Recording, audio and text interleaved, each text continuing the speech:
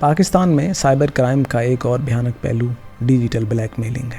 خاص طور پر خواتین کو ٹارگٹ بنایا جاتا ہے، ان کی تصاویر چرا لی جاتی ہیں، ایڈٹ کر کے فحش مواد بنایا جاتا ہے، پھر انہیں بلیک میل کر کے پیسہ، عزت یا ذاتی تعلقات کے تقاضے کیے جاتے ہیں۔ یہ جرم اتنا عام ہو چکا ہے کہ ہزاروں لڑکیاں اپنی عزت بچانے کے لیے یا تو خودکشی کر لیتی ہیں یا پھر اپنی عزت نیلام کر دیتی ہیں۔ لیکن ہمارے قوانین اور ادارے مجرموں کو پکڑنے کی بجائے اکثر متاثرہ کو ہی شرمندہ کرتے ہیں۔ پولیس اسٹیشن میں جانے والی خواتین کو تضحیک کا نشانہ بنایا جاتا ہے۔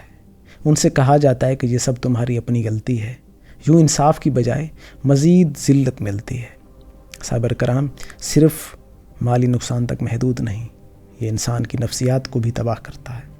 جب کسی کی ذاتی معلومات عام کر دی جاتی ہیں، جب کسی کی نجی تصاویر پھیلائی جاتی ہیں، جب کسی کا بینک بیلنس دنوں نہیں بلکہ لمحوں میں صفر کر دیا جاتا ہے، تو اس کے اعتماد کے خواب، اس کی عزت، سب کچھ خاک میں مل جاتا ہے۔